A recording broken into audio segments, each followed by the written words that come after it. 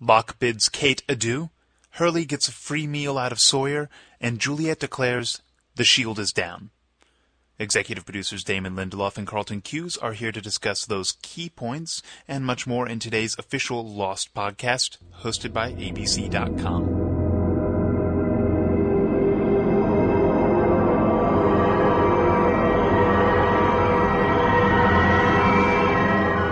Welcome to the podcast for the episode One of Us. As mentioned, we have our favorite pod squad in the house today.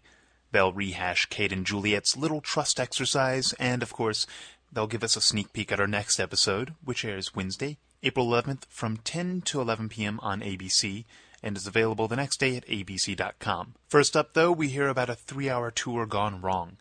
Josh Holloway recounts for us a boating expedition he and Daniel Dae Kim took, and why Daniel will never go out to sea with him again.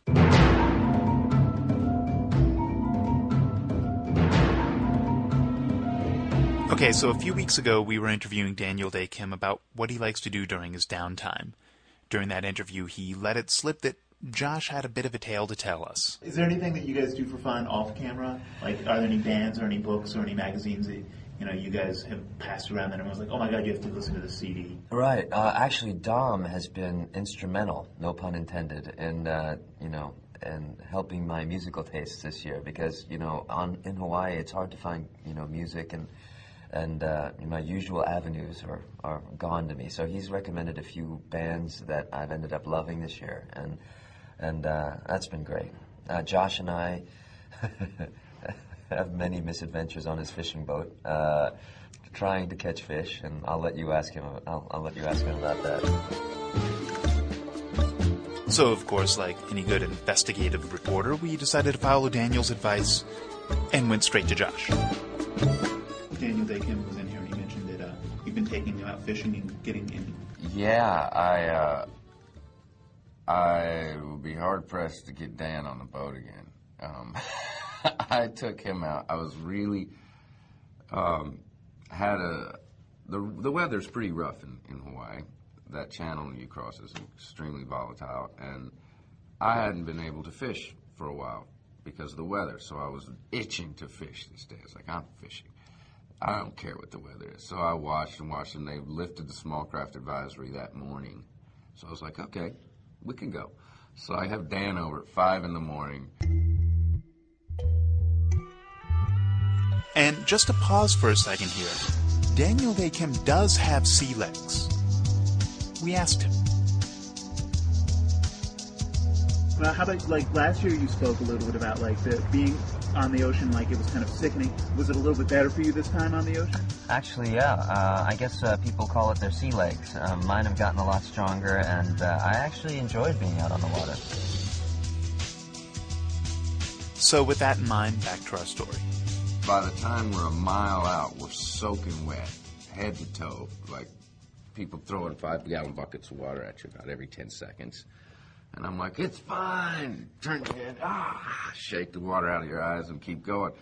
So we go across the channel, and about the time I hit what we call the Penguin Banks, about 15 miles out, a local guy called me and was like, I hope you're not on the banks, man. And I had just arrived. I was like, yeah, it's a little rough out here. So me and Dan fished out with the waves another to 20-something miles. And then we turned around to kind of fish the line back, and we couldn't even stay on the line. It was too big. So there was a lot of silent moments on the boat. And I was trying to instill confidence in Dan by being, it's all right. This is nothing. And I was like, and we were quiet for a good hour. So I don't think he's going to be coming out anytime soon. Don't blame him. Unfortunately, unlike a good investigative reporter, we didn't get any more details out of Daniel. So instead, we went back to our original question. What favorite band did Dominic recommend? The Honorary Title, a New York band Dom turned me on to, and they're melodic. Their songs have a lot of New York references, which makes me a little homesick, and they're just a great band to listen to when you're driving to work. I guess when all is said and done, Daniel really isn't that much like his son of a fisherman character. He's just a New York boy at heart. Speaking of work, executive producers Damon, Lindelof, and Carlton Cuse take a break from their work on the season finale so that none of us feel left behind. Welcome to the Lost Podcast. I'm Carlton Cuse, and with me, Damon Lindelof. Is that your NPR voice? That's my movie trailer voice. That's good. For when this show's over and I can have a real career. You have to say something like, Jack Shepherd was a doctor like any other doctor until he went to the mysterious island. I was doing the comedy trailer, version, yes. which is like, the more like Jack Shepherd was a simple doctor fixing people's spines in L.A. Then suddenly, in a wacky fashion, he ended up on a mysterious island. That's great. I'd watch that movie. But they'd have to put a question mark at the end of the Lost there. It'd be Lost? Damon, For all talk about Lost going. Talk about Locke. Why is he off there with the others? What kind of case did Locke make for Kate? Wow, Who writes this stuff? I mean, Chris, could you write this at least so that it sounds conversational? I don't know what happened with Eddie and Adam last week, but you've taken a massive step backwards in your podcasting abilities. I think, I love Eddie and Adam, but it just wasn't the same. The last time we left, you were doing these questions. You were actually making it conversational again, and now you're back on script. And when you read a sentence like, what kind of case did Locke make for Kate? It's kind of hard to understand what the hell that means. Because I believe it's referring to Locke says to Kate, hey, I tried to make a case for you, but they wanted to leave you behind anyway. Was it a Prada case? I don't know what kind of case it was. Could have been a guitar case. Could have been any kind of case. A hat case. I'm just saying I'm not happy with the question. I'm not happy with the way it was written. I guess the operative question here is, when are we going to see John Locke again? I mean, literally not for a while. I'm just telling you. Not for a while, you make Damon. this big stink. He blows up a sub. He sees his father. He's all wet. Bound and What's up with gagged. that? He's soaking wet, walking down the dock. And now he says goodbye to Kate. And you're telling me I have to wait? You give me Nikki and Paolo? Nikki and Paolo. Absolutely. They're a lot more interesting than John Locke, aren't they? I guess so. So how much longer are we talking before we see John Locke again? 5 weeks. 5 weeks from right now? Pretty much. It's more like 4 weeks, right? I'll see 4 weeks. He'll pop back up in the episode 19. I have no idea when you're listening to this podcast, but it's episode 19. You've now seen episode 15. So, okay, so 16 said you have to see 3 more episodes before John Locke reappears. Don't be doing all this math on my head. I won't. Yo. Okay, it's episode 19. Okay. Locke, he's back. That's good. How much does Juliet really know about the smoke monster, Damon? Well, that's an interesting question, Carlton, and I guess that she tells Kate as they're hiding in the tree that she's never seen it before, and she's acting very scared. But it seems like Juliet is able to act in many ways that are quasi-duplicitous or not entirely honest, because she certainly knows how to repel the smoke monster. Right. So that would lead her, and then after she does, she goes, okay, I've seen it before, but we don't know what it is. So I wouldn't exactly take her at her word there either. Can I ask you something else? Yes, you may. What is the difference between being duplicitous and being quasi-duplicitous? Well, being duplicitous is out and out lying, and being quasi-duplicitous is sort of fudging the truth. Like when I told you this morning that you look nice. That was being quasi-duplicitous. I thought that was just duplicitous. Well, because you look okay, but you don't look nice. This definitely didn't happen with Eddie and Adam. Let me just say that. That's because you can fire Eddie and Adam. And they wore their pants. Wow, they wore their pants? They wore their pants. It was a very odd probably experience good to actually news. do the podcast in those circumstances. So I'm a little curious here about Juliet getting left behind. I mean, what's up with that? Like, why do you think Ben ditched her? I think that, maybe there's kind of two possible explanations. One is he was tired of Juliet, didn't want her around anymore. Or maybe there's some other reason why he left her behind. Interesting. I'll stay tuned to find out what reason B could potentially be. That's possibly I interesting. think maybe there's something personal between the two of them that he pissed her off. She pissed him off, or Clearly there is. I mean, clearly there's some unresolved tension there. Maybe we'll find out about that sometime. You know what I'd love to see? Another Juliet flashback, because I was at the end of the last one after they essentially hit her husband with a bus. I'd love to know what happened when she came to the island. Well, that's a pretty good lead-in to a What? rehash of One of Us. Oh my God! Because strangely and surprisingly, that Do you see how actually it- is a Juliet flashback. Do you see how it's done now, Carlton? How one looks at the sheet that Chris prepares and then creates flow. It is astonishing how you can read so well. It's one of my greatest skills. It is. It is amazing. I would never sell it short. Thank you. So let's talk about One of Us.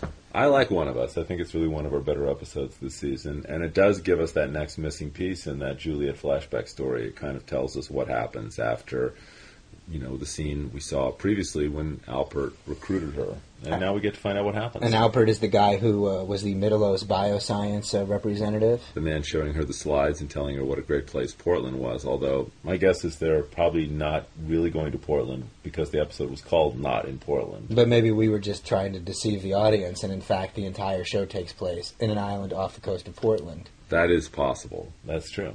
How does Portland compare to Tallahassee? I would say if Tallahassee were a 1, Portland would be a 4.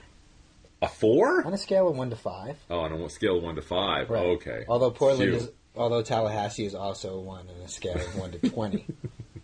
I thought it was going to be a 1 to 10 scale, but okay. I love good. Tallahassee. I want to visit Tallahassee, and I'm sorry that we're giving Tallahassee You don't want to go to rap. Tallahassee because I if you do. go down there, you're going to get lynched. I would. I'm public enemy number 1. Honestly, Tallahassee is a fantastic... Why are you shaking your head, Carl? I love Tallahassee. All right. Well, okay. I think we should probably... Let's move on to some questions here. Let's get to some questions. All right, I'm going to start, okay? Would you? Hey, how about that question music, Chris? So catchy. Okay. Cameras used for filming Lost. This is a good question because you are very technically oriented, Damon. By the failed Hanzo experiment. One post in the last 90 days. Hey, guys, I have a question suggestion for you guys.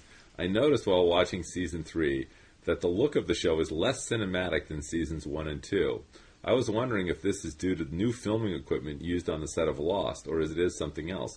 I suggest you guys go back to using the same type of cameras and used in the filming of Seasons 1 and 2. That is a great suggestion. I think we should. Okay. I mean, we will. We will. That's a great note. We've been shooting the show on Betamax this year. There's got to be an effort to save money someplace. Sometimes you cost corner. You cut corners. I guess all that reading is taken away from your talking. My ability to speak. Sometimes we cut corners to in turn cut costs, and that's why we started shooting the show on Beta this year. So we'll go back to film. 35mm Panavision. Who wrote that? The failed Hanzo experiment. Failed Hanzo experiment. You've just won an HD television, courtesy of Jeffrey Fortis at ABC Publicity. Please send him a letter. He's now putting a gun to his head. Anybody who watches the show on high def would never doubt its cinematic quality. There's no free TVs. Well, I don't know. No free TV. Carlton, I've got a question for you. Yes, Damon. By insert creative name here. 2 posts in the last 90 days. That. Immediately I said, whatever this question is, I'm reading it. Yeah. Damon and Carlton, when you do a flashback scene, such as the fuselage crash on the beach in Expose, do you completely reshoot the scene with the old props and actors, use some fancy technology to drop in the characters and events that pertain to that episode's backstory, or not have to reshoot because you already shot footage for every possible backstory you guys had thought of at the time because you're omniscient super geniuses? Impressed either way, insert creative name here. Well, obviously it's C. Right. It's the latter. We shot everyone's backstories all simultaneously. Yeah, when we were down there shooting the pilot, JJ was like, we had cast Paolo and Nikki already, and everyone was like, why are we shooting this? And we were like, wait and see. You'll know 50 episodes from It'll now. all make sense later. Actually, the real answer is B. We took the actors and we, through a very complex green screen process, not very complex, through a green screen process, we stuck them into the old footage to make them appear as though they were there during the crash of the plane. And also a little bit of A, too. I mean, we kind of restaged like some stuff, pieces of flaming.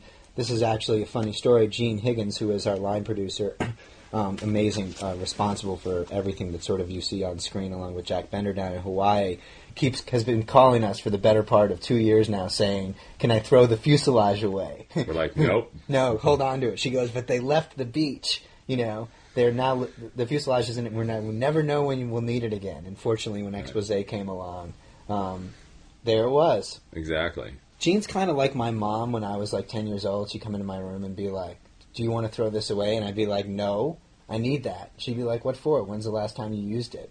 And I'd be like, "I don't know, but I need it." And that's kind of the same relationship now that we have with Jean. Okay, Damon, I got a question for you, buddy. Go for it, Carlton. Any chance we'll see Libby again this season? I miss her, and it seems like there's so much more backstory to tell with her, all the mysteries surrounding the mental institution and giving Desmond her boat. Do you think mental institutions are funny?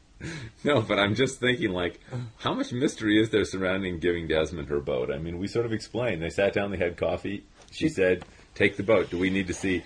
Although a flashback where she actually signs the deed of title could be very exciting. She did make a reference to the fact that her husband had died, though, and maybe there's some sort of kind of story to tell there.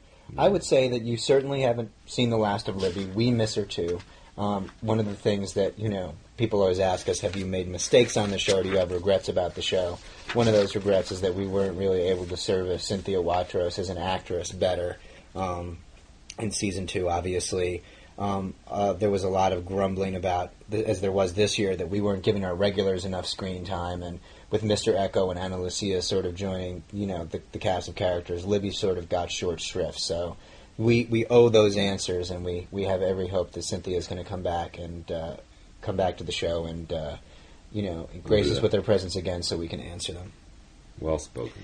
I haven't even read this question yet. Again, I just saw the subject heading and I checked it off. So this is by Found Damon Panties. 3 posts in the last 90 days. So that's good. Okay. I'm glad that you found my panties, and if you will send them to Jeffrey Fortis at ABC, he will be sure to give them back to you.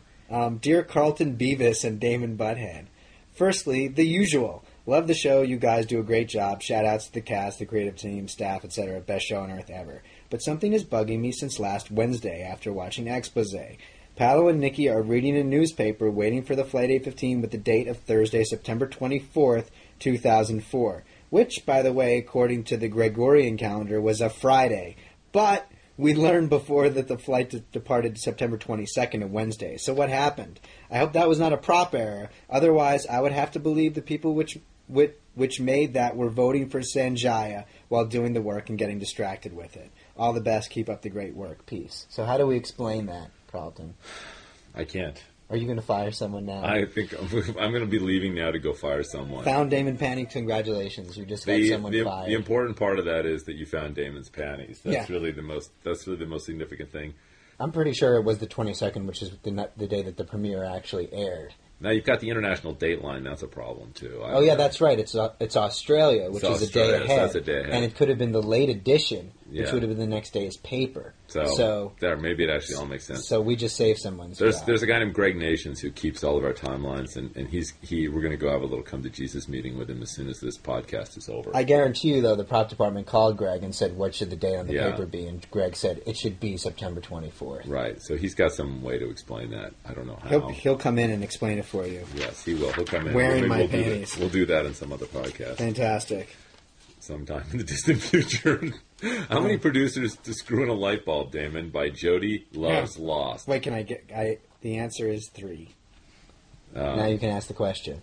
Why? Because you said how many. Okay, yeah. No, there's usually a joke. It's like, how many Teamsters does it take to screw in a light bulb, Right. You better not tell that joke. I know how many Jewish... 10. You got a problem with that? Yeah, that's good. Damon and Carlton, I've been rewatching seasons 1 and 2 of Lost lately, and I'm amazed watching the credits to see how many producers there are. Just curious, what's the difference between a producer, an executive producer, a supervising producer, a co-executive producer, a co-producer, and an associate producer? And why, Damon and Carlton, are you the ones to do the podcast? Are the other producers not as entertaining? Or did you guys just draw the wrong straws? And have you noticed that if you look at the word producer enough, it starts to look like it's spelled funny? Thanks. Love the show more than ever. Who's this from? Jody Loves Lost. Okay, first off, Jody, It's time to get back on the meds. Second, if the word producer, if you're staring at it for too long, seriously, just don't stare at it. Secondly, all of those fancy titles are basically just that. They are titles. So, you basically start in the business, if you are a writer, as a staff writer, and then you move up to story editor, then executive story editor, then co-producer, then you're officially a producer, then you go supervising producer, co-executive producer, and finally executive producer, which is the top of the proverbial food chain. There's complications like there's often credits produced by, because there's a producer who's actually in charge of the physical production, and that person is actually a producer, whereas in some cases the people with these producer titles are writers. So that is the hierarchy for writers, and as you ascend, you get a producer title that goes with your writing skills and talents, and you're involved actually in helping to produce the episodes. They're like belts in karate. They are, exactly. They're military titles. Sure, yeah. But also you don't have to be a writer. Like Jack Bender is an executive producer on the show, and he runs the show in Hawaii. So he's a director, and Stephen Williams is a supervising producer, and he's also a director. Gene Higgins is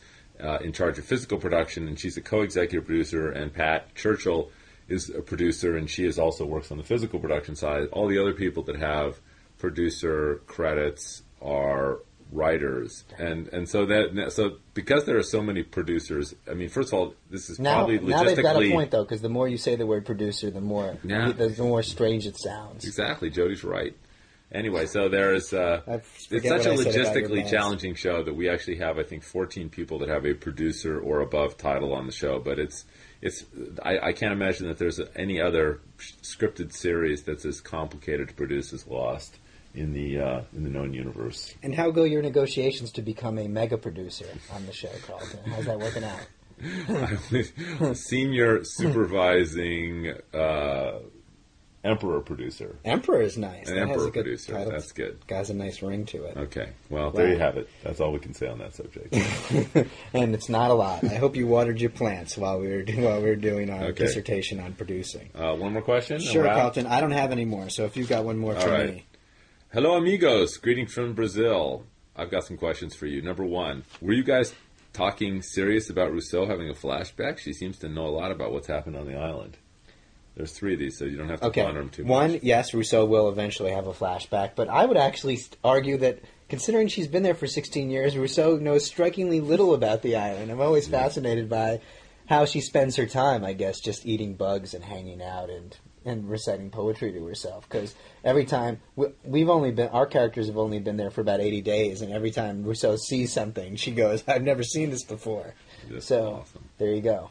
Number 2, will we learn more about the DeGroots in the 3rd or 4th season? By the way, that Karen chick is hot. Yes, and we concur. And number 3, is it true that the show Don't Make Me Play This Banjo is already in pre-production? I hope so. They haven't reached out to... Carlton is obviously the star of that show. I'm just the sort of plucky comic relief, but... It is in pre-production, I would hope, and it'll be on my Timberlake producer for that show, aren't you? That's cool. Yeah, I am. I just kind of sit there and. All right, guys. Thanks so much, and we're out of here. See you next week. See you next week for another edition of the Lost Podcast. That's it for this podcast. Join us again next week for a friendly chat with Mr. Friendly, actor M.C. Gainey. We'll discuss what it's like playing a longtime baddie and the first time you met Carlton Cuse on a little cult hit called The Adventures of Briscoe County Jr. One of Us airs Wednesday, April 11th from 10 to 11 p.m. on ABC, and the next day at abc.com.